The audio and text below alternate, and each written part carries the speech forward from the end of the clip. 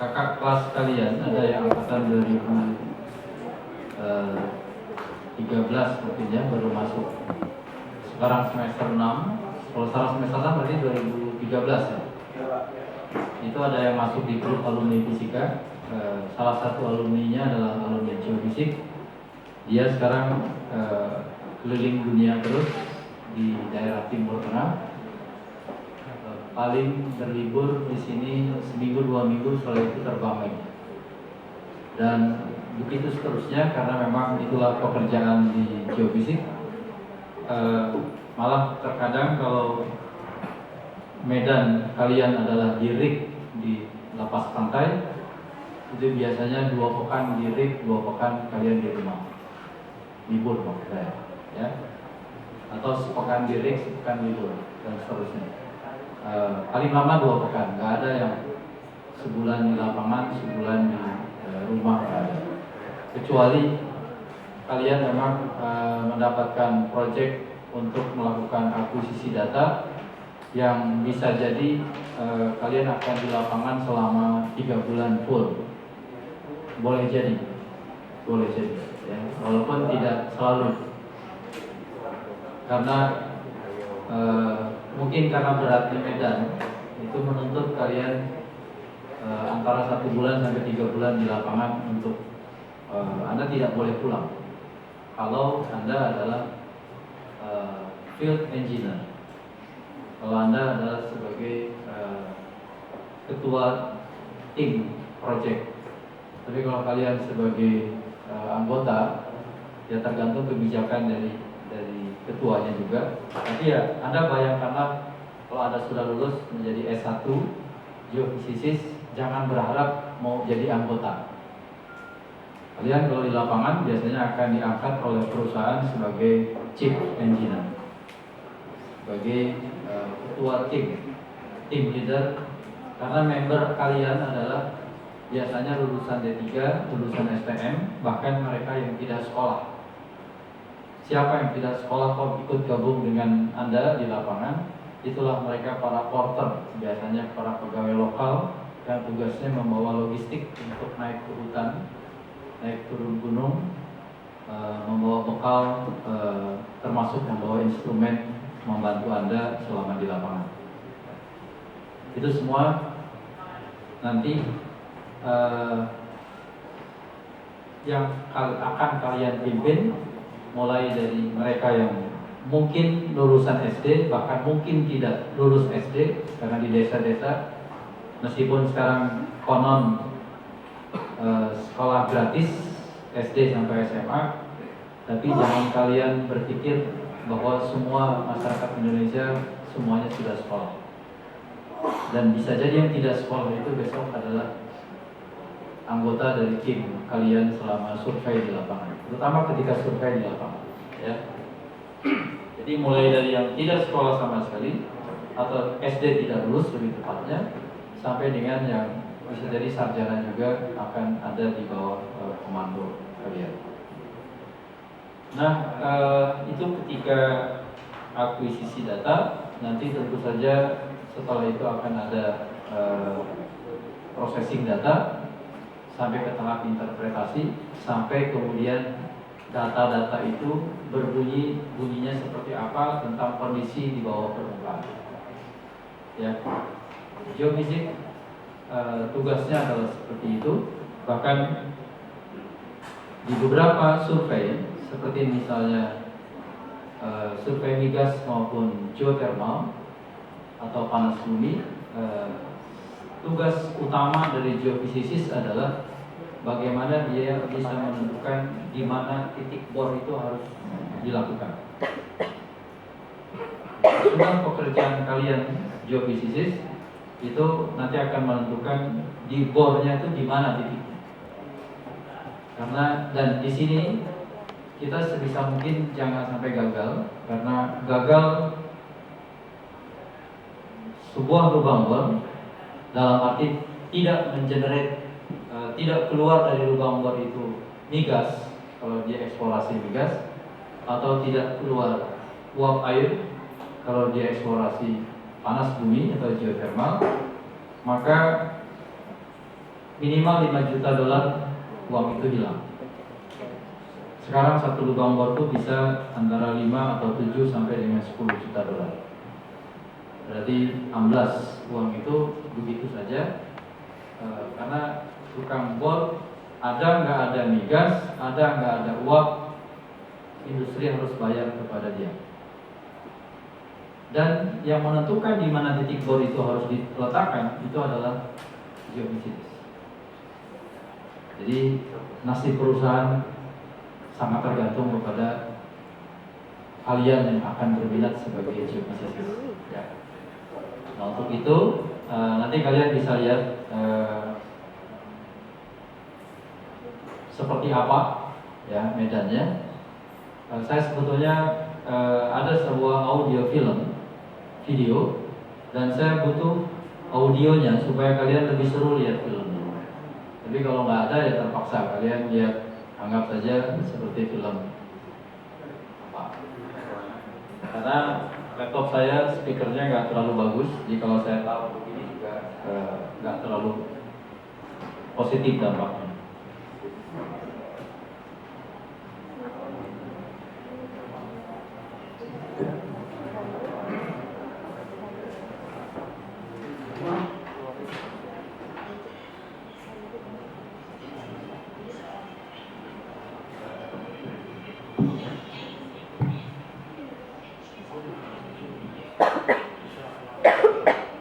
Kalian lihat saja, anggap aja film bisu ya. Tapi justru value-nya ada di suara.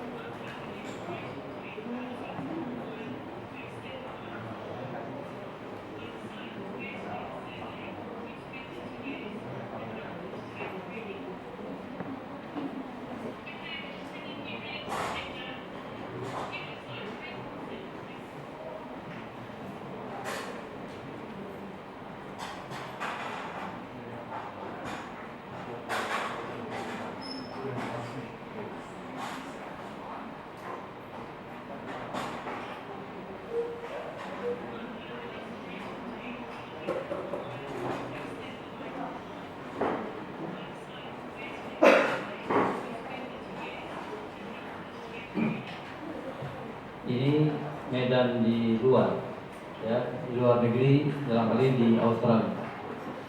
Medannya tandus, jangan kalian harap banyak pohon. Dan ini masih mending juga ada pohon kecil. Kalau besok kalian surveinya di tanah seperti tanah Arab, padang pasir, ya Anda akan lihat lebih gersang lagi. Dan kalau bicara survei geofisik, jangan kalian pikir hanya survei di Indonesia. Kalian harus go internasional, ya. Ini sekedar gambaran-gambaran, dan ini adalah alat gravitimeter untuk mengukur gravitasi di bawah permukaan dan mendeteksi bagaimana distribusi massa di bawah permukaan, ya.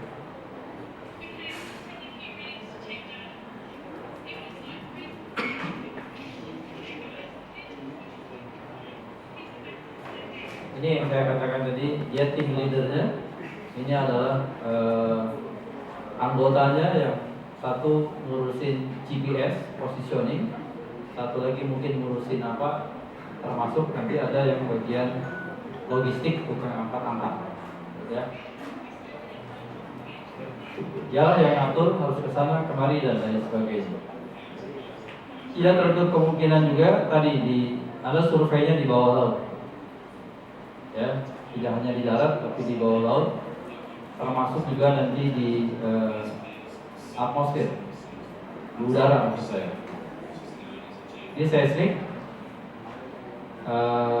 Ini kalau tadi gravity, sekarang seismik, yaitu menggunakan gelombang bunyi. Gelombangnya ditembakkan dari sini, kemudian akan direspon oleh setiap lapisan di bawah permukaan dan dipantul balik ke atas. Pantulannya itulah yang kemudian dianalisis untuk membaca bagaimana struktur bawah permukaan. Ya. Ini yang saya sebut tadi rig. Ya, ini boleh jadi kalian nanti akan bekerja di atas rig seperti ini. 2 pekan di sini, 2 pekan off, 2 pekan di laut, 2 pekan di darat, dan seterusnya. Ya.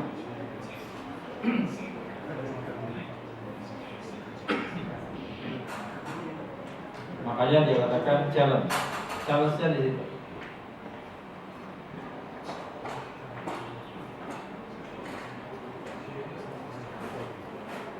Dan masih challenge juga karena nanti ini yang saya katakan dari data kalian processing, lalu hasilnya diantaranya adalah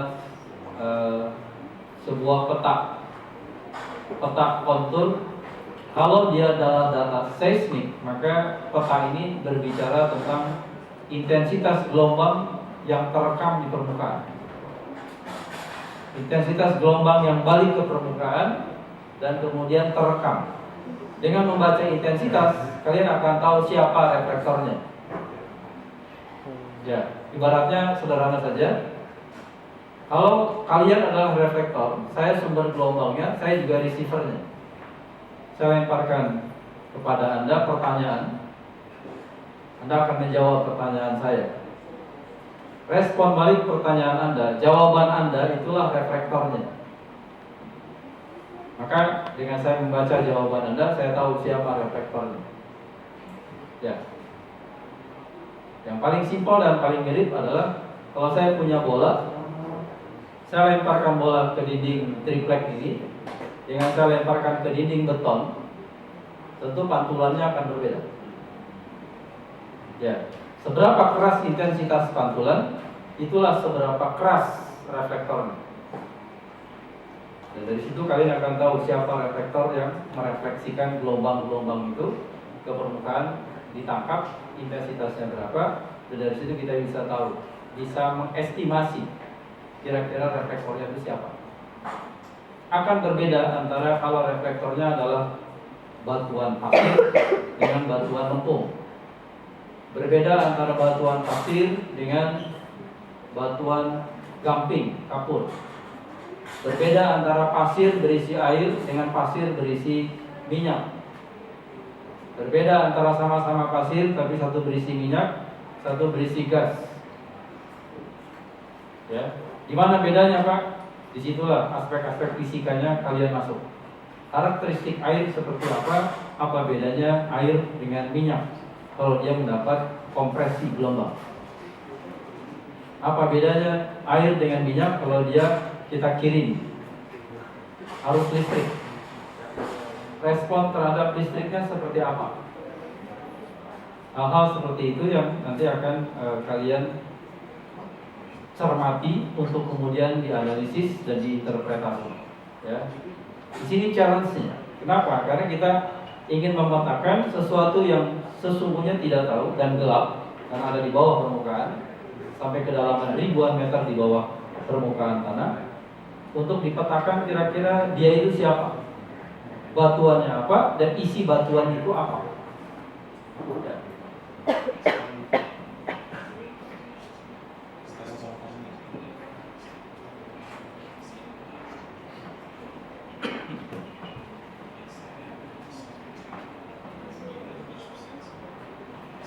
Nah, untuk mempermudahnya, sekarang sudah banyak. Lihat, software-software yang diputar-putar 3 dimensinya kelihatan, supaya lebih hidup.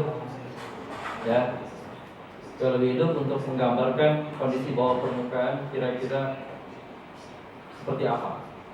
Kalau ada minyak, minyaknya tersebar sejauh mana. Dan software ini yang meng-create adalah geofisik.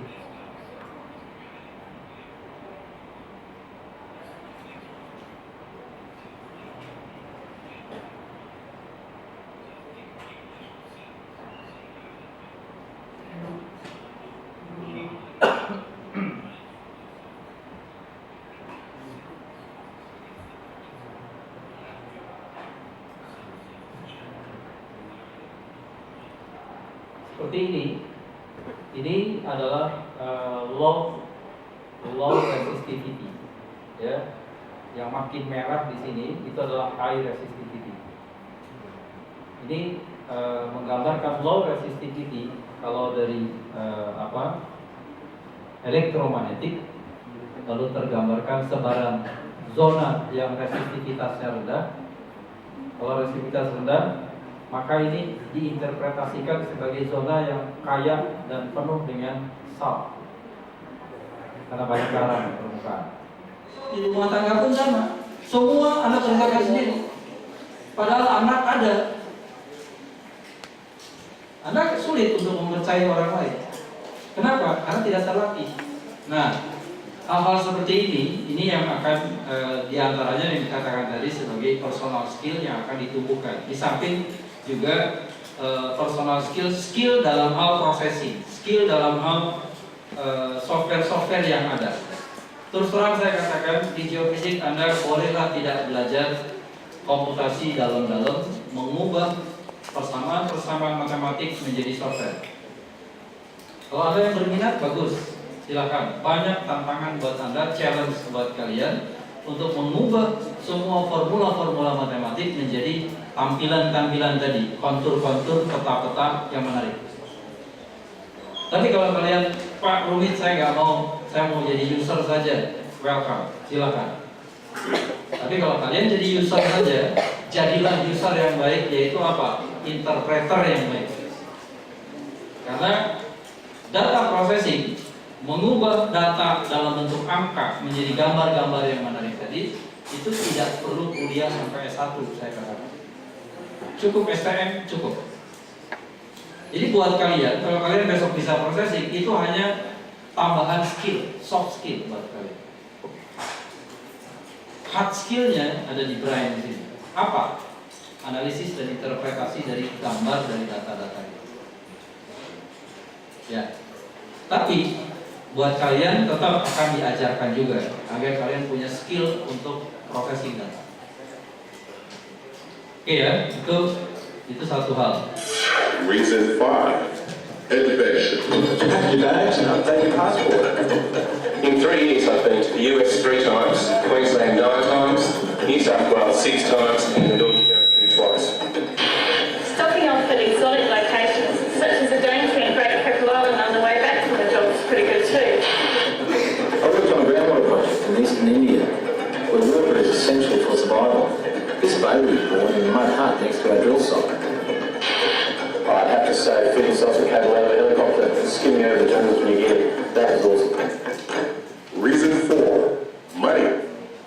Ya, yang kelima adalah adventure. Kalian yang suka jalan-jalan di sini tempatnya, di geofisik. Cuma jalan-jalannya ya biasanya berawal dari jalan-jalan ke hutan, ke ladang, ke sungai, ke laut. Kalau kalian sukses memasuk ke level manajerial, baru kalian jalan-jalannya ke Kuala Lumpur, ke Texas, ke Manhattan, dan Waduh. Geophysics gives you thrills, but it also pays your bills. A good geophysicist makes around $1,000 a day. Yeah, I do. 2 houses and an extensive share portfolio. Not too bad for someone in the 30s. In geophysics, you're rewarded for your success. It's as simple as that. Ya, money, uang.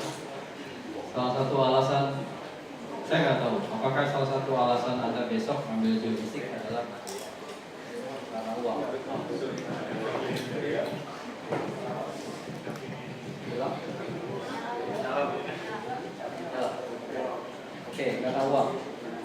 Anda bayangkan saja, survei seismik itu biasanya hitungannya bukan ratusan, mungkin sudah skalanya M. Ambil data akuisisi seismik. Dan pengukuran data magnetotelurik itu satu titik pengukuran itu sudah berharga sekitar 1 miliar. Satu titik pengukuran. Jadi kalau ada 100 titik sudah kebayang berapa. Ya. Jadi memang harganya mahal, ya. Dan tentu saja karena kenapa mahal? Karena beresiko. Anda kerjanya di tengah hutan, Anda membawa orang ke tengah hutan, ke tengah laut dan lain sebagainya. Jadi resikonya tinggi, wajar kalau bayarannya juga tinggi. Reason 3, satisfaction. Feeling good about yourself and what you do. My work is intellectually stimulating and has long-term benefits. I find that pretty satisfying. I don't wake up in the morning knowing I'll be in my office from 9 till 5. I'm not even sure I'll be in the same city by the end of the day. Recent advances in technology have reduced the cost of finding petroleum by a factor of 10. Discovering 500,000 tonnes of iron ore worth $5 million profit to the company, that's real satisfaction.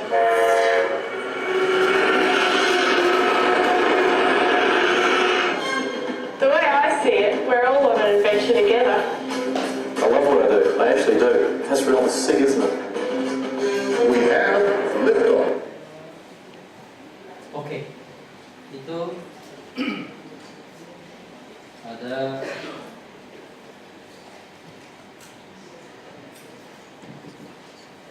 ada 10 alasan paling tidak mengapa memilih geofisik.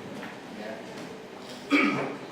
Dan saya nggak tahu buat Anda kalau besok nanti memilih geofisik punya berapa alasan. Jangan-jangan ada 15 alasan. Atau enggak 10 Pak, saya cukup satu alasan saja. Apa? Saya mau cari uang. Karena terus terang saya dulu ambil geofisik juga satu hal. Saya mau cari uang. Saya mau cari uang. Betapa tidak waktu itu Selam Bersih datang ke sini mengiming-imingi mahasiswa akan membayar gaji $5.000 per bulan. $5.000 per bulan. Ya. Dan saat itu Selam Bersih juga sebuah perusahaan jasa yang berani memberikan beasiswa kepada mahasiswa berprestasi sebesar Rp50.000. Dan itu sudah sangat besar. Bandingkan dengan Super Senal waktu itu hanya 20.000. Dan SPP saya waktu itu hanya 37.500 per tahun. 37.500 per tahun. Ya. Jadi dia sudah sampai sekarang memang Selam Bersih masih tinggi memberikan gaji, walaupun gaji yang ditawarkan oleh Selam Bersih itu bersyarat, yaitu syaratnya 3 ENI. ENI itu adalah yang pertama anyone, Ya, jadi berlaku untuk siapa saja. Siapa saja itu nggak perlu dia wanita, laki-laki, nggak perlu di muda, nggak perlu di tua. Silakan, siapa saja welcome to join us, kata mereka. Silakan, dan siapa saja harus siap ditugaskan. Jangan ada keluhan, Pak saya kan wanita, nggak ada. Pak saya kan baru masuk, nggak bisa. Anyone. Kemudian any yang kedua, anywhere. Siap ditugaskan di mana saja. Jangan pilih-pilih, saya mau di Indonesia saja, nggak mau ke Saudi, nggak mau ke Laut Utara, nggak ke mana, nggak bisa. Begitu ditugaskan oleh Islam Bersih, you harus jalan-jalan. Dan any yang ketiga adalah anytime. Ya, kapan saja tugas itu datang harus jalan. Nggak ada istilah jam 2 malam lagi nyak-nyak tidur di telepon dibangunkan, Anda harus pergi ke lapangan di tengah hutan Kalimantan. Kenapa? Karena di sana sekarang sedang terjadi blowout. Lubang sumur sedang dibor, kemudian blowout, terbakar, dan Anda harus atasi. Karena kalau tidak, jam berjalan terus. Kalau menunggu jam 5 pagi, jam 6 pagi, ini sekian jam keluar, dan dalam per jamnya ada berapa ribu barel gas keluar, kerugian industri sudah terhitung berapa angkanya. Ya, jadi betul-betul semuanya kalkulasinya adalah uang dan uang. Nah, rupanya itu yang 3N itu yang kemudian diberikan. Kemudian saya waktu itu belum kepikirnya setelah mengerjakan skripsi, kebetulan penelitiannya di Pertamina, bagaimana lihat suasana kerja di Pertamina, ternyata menurut jiwa saya nggak cocok. Perusahaan swasta seperti Pertamina seharian harus duduk di dalam ruangan, tidak bisa keluar masuk. Jiwa saya nggak bisa. Akhirnya saya lebih memilih jadi dosen daripada di perusahaan-perusahaan ini. Di dosen saya bisa jalan-jalan. Ya. Kalau saya mau tinggalkan, saya tinggalkan. Artinya anak kuliah juga saya tinggalkan. Just joking. Enggak. Artinya itu masalah panggilan jiwa ya. Kalau kalian lebih suka duduk manis di ruangan segi 4, mau dikurung lama-lama seharian, yang penting duitnya banyak, silakan. Kalian kerja di industri migas, di industri mineral, di industri geofisik umumnya, di sana tempatnya. Bagi Anda yang jiwanya tidak bisa dikungkung begitu, ya carilah pekerjaan lain. Ya. Atau ada mungkin bagian di mana di kantor-kantor jasa geofisik. Kantor jasa geofisik itu kebanyakan dia hanya melakukan survei, kemudian data processing, dan dia tidak memiliki si perusahaan itu. Anda boleh membuat suatu perusahaan, namanya perusahaan jasa untuk pengukuran geofisik. Itu akan membuat Anda sering jalan, tapi jalannya tidak ke kota-kota besar, tapi ke hutan-hutan, ke daerah-daerah yang masih rawan dan lain sebagainya. Karena Anda disitulah akan melakukan eksplorasi. Ya. Tadi adventure. Kalau Anda senang melakukan perjalanan, silakan. Oke, geofisik di sini secara keilmuan dia merupakan gabungan antara ilmu fisika dengan ilmu geologi. Ya, geonya itulah geologi, fisikanya ya fisika. Jadi sebetulnya kita ingin memetakan gambaran bawah permukaan, karena kerjaan geologi adalah dia memetakan kondisi bawah permukaan, tetapi dengan melakukan ekstrapolasi. Geologis itu biasanya kalau bekerja, dia memetakan kondisi bawah permukaan. Kalau ada pelapisannya seperti apa, apakah datar atau miring, miringnya miring begini atau miringnya melengkung membentuk cekungan, atau miring seperti apa, ada patahan atau tidak, itu semua dia trace dari apa yang tampil dan tampak di permukaan. Maka cara kerja geologis adalah melakukan treasure di sepanjang sungai. Karena di sungai itulah, baik di tebingnya ataupun di dasar sungainya, banyak struktur-struktur batuan yang tersingkap. Ya, Anda sering lihat fenomena di pinggir jalan, di tebing-tebingnya itu lapisan-lapisan batuan itu miring-miring, nggak keluar. Awalnya sebelum saya kuliah geologi, geofisika, saya pikir yang bikin dia garis-garis itu adalah orang PU yang bikin ngegaruk-garuk batuan itu sehingga terbentuk tebing. Ternyata setelah belajar geologi, oh memang nature-nya seperti itu, alamnya seperti itu. Bahkan kemudian sekarang bagi saya tebing-tebing itu jadi buku yang harus dan nikmat saya kalau membacanya di sepanjang perjalanan. Itulah teman saya kalau perjalanan, yaitu melihat kanan kiri tebing-tebing yang ada seperti apa. Sehingga kalau betul-betul tidak lelah, saya walaupun perjalanan panjang 6 jam, 7 jam, saya dibuatnya tidak ngantuk, asal saya dibuat buku seperti itu. Ya. Itu geologi. Nah, kalau geologi dia memetakan bahwa permukaan berbasis yang tampak di permukaan, kemudian diekstrapolasi. Kalau fisikawan itu dia tidak berbasis kepada apa yang tampak di permukaan, tetapi dia ukur berbasis parameter-parameter fisis yang ada.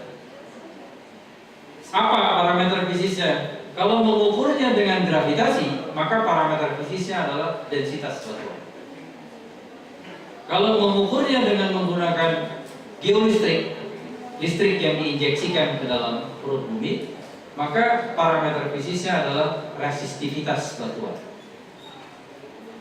Kalau nanti yang diinjeksikannya arus listrik tetapi bolak-balik, maka yang kita bisa perlakukan batuan di bawah permukaan itu ibarat seperti rangkaian kapasitor. Yang kapasitornya bisa jadi adalah hubungannya seri. Ya, berarti nanti kalian belajar kapasitor seri yang begitu banyak seperti apa, dan tentu saja kapasitornya bukan kapasitor yang kosong melompong, tapi kapasitor yang berisi dielektrik. Siapa dielektriknya? Itulah medium fluida yang ada di dalam batuan itu. Implementasinya ke sana. Maka kalian belajarlah dengan baik fisika dasar yang sekarang, karena besok akan mulai disentil-sentil oleh beberapa dosen di geofisik. Implementasi fisika dasar yang kalian pelajari di geofisik adalah ini. Kalau kalian yang nggak kuasai fisika dasarnya, teori medannya, nanti paling kalian bengong-bengong aja. Terus gimana dong Pak? Ya nggak apa-apa, paling nanti ya nilainya lihat aja nanti. Nah. Itu banyak hal lain ya. Ada di geofisik itu ada metode gravitasi, metode magnetik, berarti mengandalkan susceptibilitas magnetiknya. Ada metode seismik, dia mengandalkan elastisitas batuan. Elastisitas batuan berarti di situ ada nilai rho, densitas batuan, dan velocity-nya. Rho dikalikan V akan menjadi impedansi batuan. Jadi tidak hanya ada di elektrik, tetapi di seismik pun ada yang namanya impedansi. Kemudian nanti di elektromagnetik ada yang namanya induksi batuan, ya. Jadi kalian bisa bayangkan ada induksi di yang metode geolistrik arus searahnya ada tadi saya katakan resistivitas rho, ya. Rumus fisikanya sangat sederhana, diambil dari R sama dengan rho L per A. Gravitasi juga sangat sederhana, dari rumus G gravitasi sama dengan G konstan Newton dikalikan M per R kuadrat. Gak ada yang kompleks-kompleks rumus fisikanya. Cuma nanti dari yang sederhana itu kemudian kita detailkan. Kita biasanya memang begitu. Ilmu itu karakternya seperti huruf T. Kalau kalian mau ambil yang lebarnya, yang datarnya, itu biasanya ilmunya beragam, tetapi dangkal semuanya. Di geofisik, fisikanya nggak dalam-dalam, bukan nggak dalam-dalam, sorry, nggak rame-rame amat, nggak. Gravitasi tadi hukum Newton yang paling sederhana. Di geolistrik resistivitas R sama dengan rho L per A, sangat simpel dan sederhana. Magnetik juga sama, gaya magnetik sama dengan konstanta magnetik dikalikan momen magnetik 1, momen magnetik 2 dibagi dengan R kuadrat. Sangat simpel semuanya, ya, tidak ada yang kompleks-kompleks. Di gelombang seismik kalian pakai hukum Snellius. Siapa yang nggak kenal Snellius? N1 sin I sama dengan N2 sin R aksen. Gak ada yang kompleks-kompleks. Pakai prinsip Fermat. Ilmunya tidak variatif, tetapi yang diambil oleh geofisik itu yang dalamnya, ya, yang menghunjam ke dalamnya, sehingga kita melakukan diterisasi di situ. Jadi batu T kita nggak akan ambil yang lebarnya, tetapi yang menghunjam ke dalam. Nah, termasuk juga nanti akan ada radiologi. Ada partikel alfa, beta, gamma, tetapi yang akan kemudian diradiasikan oleh zat-zat radioaktif. Kemudian nanti berdasarkan zat radioaktif yang terukur, kita bisa tahu yang terbanyak batuan di daerah itu apa. Sayangnya di Indonesia metode radiometrik ini jarang dipakai. Kenapa? Karena mostly tipe batuan di Indonesia adalah tipe batuan vulkanik. Tipe batuan vulkanik unsur radioaktifnya tidak setinggi kalau batuan beku yang kemudian melapuk menjadi clay atau menjadi lempung. Nanti akan kalian pelajari di dalam ini. Oke. Ini tadi sudah saya jelaskan parameter fisiknya adalah ada densitas, ini dipakai oleh gravitasi dan seismik, ada resistivitas dan konduktivitas listrik, ini ada di geolistrik dan di elektromagnetik, ada susceptibilitas magnetik, ada konstanta dielektrik, ada gamma ray dan lain sebagainya. Ya. Lingkup geofisik nanti kalian akan mempelajari ini. Earth Science akan mempelajari gempa bumi dan bencana kebumian, ya. Kemudian fenomena-fenomena kosmik, energi, mineral, arkeologi sampai kepada lingkungan. Walaupun nanti kebanyakan dari kalian saya duga kuat akan lebih memilih yang mineral, energi. Karena disitulah ada migas, disitulah ada bagaimana eksplorasi mineral emas dan logam-logam mineral lainnya. Dan pastinya di situ kalian karena berharap tadi bayarannya tinggi, ya, bayarannya tinggi. Tapi sebetulnya kalau mau mencari satisfaction, kepuasan itu tidak harus kalian dapat uang banyak. Tapi untuk supaya tidak penasaran, bolehlah kalian coba dulu. Kalau bisa kerja di selam bersih, saya mau dengar di antara kalian ada yang tahan berapa lama. Yang sudah saya sampaikan, lapangan pekerjaannya juga jelas ada di industri migas dan mineral. Ini yang kebanyakan alumni yang dikejar kerja di Pertamina, di selam bersih, Halliburton. Selam bersih dan Halliburton adalah perusahaan yang bidang kerjanya mirip, yaitu bidang jasa. Umumnya adalah mereka melakukan logging. Logging itu mendeteksi dari lubang sumur bor tentang kandungan dari lapisan batuan. Pertama, lapisan batuannya apa, dan yang kedua kontennya itu apa. Itu biasanya menggunakan satu sensor alat, dan disinilah orang instrumen masuk sebetulnya. Orang instrumen bisa bekerja di selam bersih. Dialah yang akan memaintain alat-alat sensor ini, karena ketika dia masuk sampai kedalaman 3000 meter misalnya, kemudian alat ini akan bergerak naik ke atas sambil mengukur setiap detiknya dia mengambil data ke permukaan. Ya. Dan yang diukur banyak. Dalam pipa sepanjang 2-5 meter itu isinya sensor macam-macam. Ada sensor gamma ray, ada sensor resistivity, ada sensor sonic lock, ada sensor, bisa 5-10 sensor di dalam batang pipa yang panjangnya 2-5 atau bahkan sampai 10 meter. Nah, kalau Anda bekerja di selam bersih jadi field engineer, Anda lah yang bertanggung jawab terhadap keselamatan sensor ini. Kalau sensor ini kejepit oleh batuan di kedalaman 1000 meter di bawah, karena tanahnya rotok misalnya, kejepit, teruruk, maka Anda harus berpikir keras bagaimana menyelamatkan alat ini. Alat ini harganya juga miliaran. Ya, disitulah karir Anda dipertaruhkan. Bagaimana bisa alat itu naik ke atas dengan selamat? Jangan berpikir data, berpikirlah bagaimana alat itu selamat, talinya tidak putus dan tertinggal di dalam. Ya. Jadi ini salah satu pekerjaan kalau Anda mau bekerja di selam bersih atau di berkat. Salah satu alumni kita sekarang jadi bosnya Shell, CEO-nya Shell di Indonesia. Kebetulan dia satu angkatan dengan saya dulu. Darwin Silalahi namanya, orang Medan, Bang. Okay.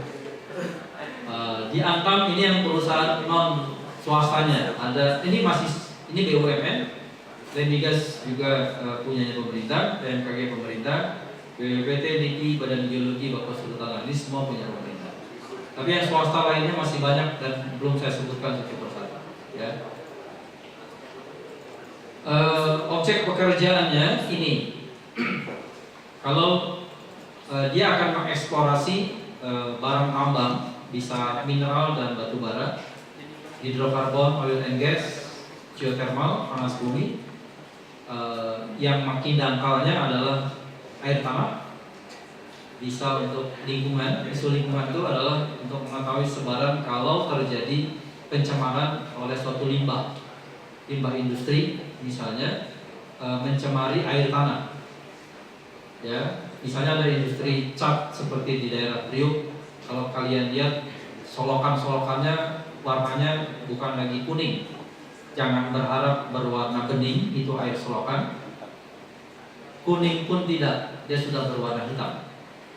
Pertanyaannya, siapa yang membuat air solokan itu jadi berwarna hitam? Anda tinggal ambil sampelnya, bawa ke lab, diukur mineral apa saja yang ada di dalam air solokan itu. Kemudian ditres, dari mana ini sumbernya? Oh, ketahuan dari pabrik anu. Pabrik anu berarti limbahnya dibuang melalui ini, tujuannya mau masuk ke Laut Jawa di pantai utara Jakarta.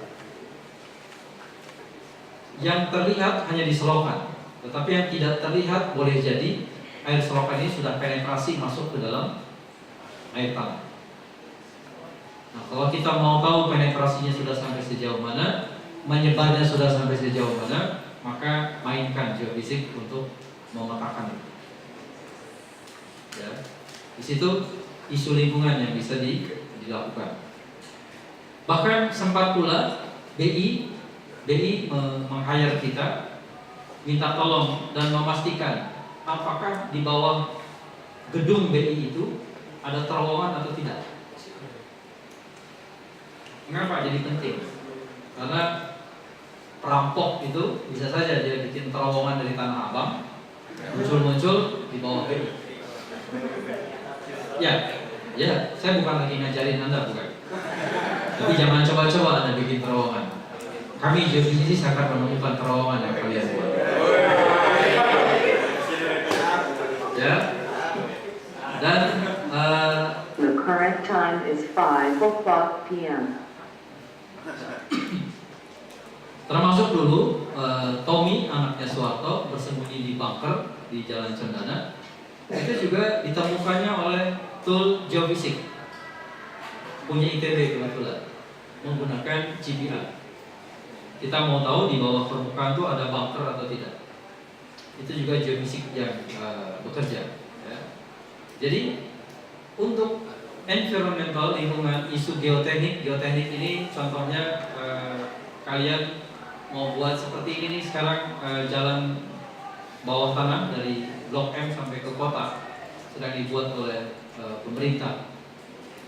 Pertanyaannya, orang PU mau tahu pasti tanah di kedalaman sampai dengan katakanlah 50 meter itu seperti apa karakter tanahnya, kompak, padat atau tidak. Ya, kalau Jakarta kalian lihat dari peta geologinya, tidak hanya Jakarta tapi Jabodetabek itu mostly dibentuk oleh batuan erupsi vulkanik dari wilayah Bogor dulu. Jadi mungkin ada salah satu gunung, saya nggak tahu gunung yang mana, terjadi letusan dan letusannya itu tumpah ke wilayah utara, sehingga batuannya dominan di daerah utara. Dari Bogor ke utara itu dominannya adalah batuan tufa pasiran dan tufa konglomeratan. Tufa adalah tipe batuan vulkanik yang ditembakkan ke atas, yang dimuntahkan ke atas, itu batuan tufa. Tetapi di tengah-tengahnya ada juga pasir. Pasirnya sebagai selingan, tapi dominannya adalah tufa. Dan nanti juga ada konglomerat batuan. Apa itu konglomerat? Nanti kalian kalau masuk geofisik akan tahu. Di geofisik juga ada konglomerat, tidak hanya di Fakultas Ekonomi. Jadi karena tufa maka ya bisa jadi tufa tipenya adalah tipe seperti clay, lempung. Pertanyaannya, sejauh mana dia punya kekompakan sehingga kalau nanti dibuat terowongan akan terjadi amblesan atau tidak. Nah, disitulah orang PU, orang sipil lebih tepatnya, siapapun dia yang akan membangun terowongan bawah permukaan di jalanan sepanjang Blok M sampai kota, pasti dia minta geofisik tolong diukur. Saya mau tahu tingkat kekerasan tanahnya di sepanjang jalan Sudirman, Tamrin dan seterusnya itu seperti apa, layak atau tidak. Kalau dia terlalu lunak, maka dia akan diantisipasi oleh nanti mungkin campuran semen dan lain sebagainya antara bodi terowongan dengan permukaan, supaya ketika mobil-mobil di atasnya tetap jalan, dia tidak akan berdampak kepada bodi terowongan yang ada di bawahnya. Itu geoteknik. Dan kalian juga jangan kira yang orang tuanya kebetulan punya rumah di sepanjang Ciliwung, ya, khususnya di daerah Depok, sepanjang tepi Ciliwung. Ada banyak sekarang rumah dibangun di sepanjang tepi Ciliwung. Semuanya sama. Hanya saja nanti bedanya adalah ketika kalian mau skripsi, itu kalian mau interestnya untuk apa? Interest kalian penelitian skripsi nanti itu di bidang migas atau geothermal atau mining, pertambangan atau isu lingkungan atau apa, terserah. Tapi ilmunya, bekalnya semua sama. Ya, jadi nah, bahwa nanti kalian akan mana yang cocok buat saya, ya kembali kepada diri saya sendiri gitu ya. Yang paling bisa membaca saya cocok di mana adalah nanti Anda setelah ikut kuliahnya selama 3 semester, kayaknya saya cocoknya di sini dah. Kalian hanya akan memutuskan sendiri. Saya mau ambil misalnya migas saja, saya mau ambil mining saja, atau mau apa silakan. Ya. Tetapi bahwa ketika kalian sekalipun memilih migas misalnya, lalu karena migas sekarang sedang turun, ini kepada temannya yang kedua tadi, termasuk yang ketiga, karena sekarang migas sedang harganya turun ke 30 US per barel, saya nggak tahu naik lagi ke 40 apa enggak. Bahkan saya dengar trennya akan terus turun sampai ke 10 US dollar. Saya nggak tahu ini jadi beneran atau tidak. Yang pasti minyak pernah berharga murah, ya, minyak pernah berharga murah. Lalu sayangnya minyak pernah berharga menembus angka 110 dolar per barel. Ini karakter manusianya. Dia lebih siap dan bertahan miskin daripada dia lebih bertahan untuk kaya. Ujian ketika kaya itu memang lebih berat daripada ujian ketika orang itu miskin, maksud saya. Orang miskin, orang susah diuji lebih tahan banting. Orang kaya diuji sedikit saja sudah kelimpungan gak karuan. Jadi terbukti di perusahaan minyak ketika 120 dolar per barel kemudian turun menjadi 80, 70, bahkan sampai kemarin 30 dolar per barel, banyak perusahaan migas yang kolaps. Kenapa? Karena dia sudah terlanjur memanjakan dengan harga minyak yang sangat tinggi. Ya, memanjakan pegawai-pegawainya, memanjakan lifestyle-nya dengan bayaran yang sangat tinggi ketika harga minyak 100 menembus lebih angka 100 dolar per barel. Begitu terus melorot turun, maka ya dia tidak bisa, kecuali mungkin ada beberapa pegawainya nggak apa-apa lah, gua dibayar murah juga, yang penting gua nggak dipecat. Saya nggak tahu nanti pengalaman Kadi, kalian bisa tanya, masih bertahan di PetroChina, apakah PetroChina tidak melakukan efisiensi pegawai atau gimana, atau dia bisa bertahan dan lain sebagainya, bagaimana strateginya sehingga beliau masih bertahan. Atau jangan-jangan nanti juga beliau akan cerita, saya juga lagi terancam nih. Ya. Karena beberapa alumni juga banyak yang mengeluh ke saya datang, ya dia termasuk yang terkena korban akibat menurunnya harga minyak, kemudian dia dirumahkan. Nah, mengapa terjadi begini? Ini tidak lain katanya karena di Amerika sekarang sedang booming minyak. Dari mana asalnya? Yaitu dari shale gas. Amerika ternyata menemukan gas yang berasal dari shale, lapisan clay, lempung gitu ya, sebagai boleh dibilang sosoknya. Ini yang kemudian entah ini juga ada rekayasa perang dagang ya. Maklumlah di sana juga banyak Yahudi, sehingga jatuh segala macam di mana-mana. Saya nggak tahu. Yang pasti Indonesia sudah mengantisipasi harus mencari sumber-sumber minyak baru. Supaya apa? Supaya tadi ketika ada permainan seperti ini, harga terus melorot turun, itu akan sampai kepada satu kondisi ongkos produksi minyak ternyata jauh lebih mahal daripada harga jual minyak. Dan tentu itu akan merugikan pemerintah Indonesia, merugikan bisnis minyak di Indonesia. Maka pemerintah sekarang sudah mengambil keputusan, ada satu badan riset yang dibentuk oleh SDM, Kementerian SDM, untuk melakukan eksplorasi sumber-sumber minyak yang baru yang ada di Indonesia, supaya nanti produksi minyak Indonesia lebih banyak lagi. Dan kalau perlu nanti Indonesia tidak perlu mengekspor minyak, tetapi produksi minyaknya dipakai oleh negara Indonesia sendiri, supaya tadi tidak ada selisih antara ongkos produksi dengan ongkos jual. Ya, itu sudah sampai kepada kondisi seperti itu. Mau berapa lama? Bisa jadi akan berlangsung cukup lama, at least 10 tahunan barangkali. Ya, saya nggak tahu. Dan ini industri minyak ke depan agak murung. Saya nggak tahu nanti dari visinya orang perminyakan, Adi mungkin bisa bercerita seperti apa paling tidak pengalaman beliau di PetroChina. Lalu bagaimana dong alternatifnya? Sebetulnya geothermal adalah energi alternatif lain yang juga tumbuh potensinya besar dan sedang ditumbuhkan di Indonesia. Hanya saja industri ini itu resikonya sangat tinggi, sehingga jarang orang mau invest di industri panas bumi. Sangat tinggi dalam arti kemungkinan untuk mengebor langsung dapat energi listrik itu sangat rasionya tidak terlalu besar, rasionya masih kecil, masih rendah.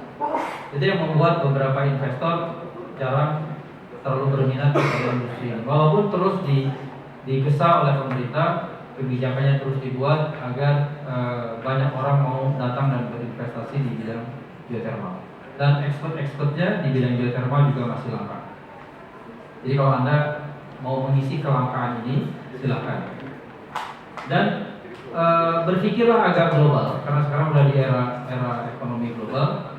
Kalaupun Anda besok masuk geothermal misalkan lalu tidak bekerja di Indonesia, geothermal ada banyak di New Zealand, ada banyak di Filipina, ada banyak ya di negara-negara yang ada di daerah cincin api dunia, termasuk di Italia, termasuk di Jepang. Ya, jadi silakan kalian berpikir agak global. Kalaupun tidak bekerja di Indonesia, saya akan siap bekerja nanti di negara mana, tapi dengan expertise yang saya punya. Tapi yang pasti begini, Anda apapun pilihan Anda skripsinya nanti, kami akan membekali Anda ilmu geofisik yang sama. Harapannya ketika kalian besok melamar pekerjaan di bidang apapun, kalian bisa menjawab apapun yang ditanya oleh mereka. Walaupun tentu saja yang kalian lakukan penelitian di skripsi Anda, itulah yang kalian paling kuasai. Ya, itulah yang paling kalian kuasai.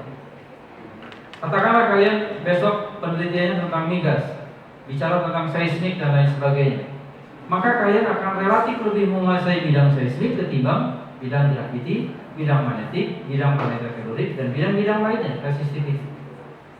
Jadi ketika nanti dites oleh perusahaan ketika Anda melamar, yang paling Anda kuasai adalah bicara tentang eksplorasi seismik.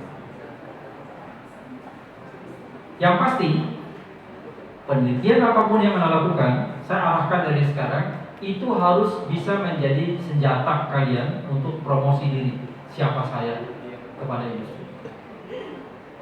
Ya, jadi penelitian apapun, pastikan dan yakinkan bahwa Anda menguasainya, dan itulah modal Anda untuk unjuk diri ke perusahaan-perusahaan. Saya ini punya kompetensi ini loh.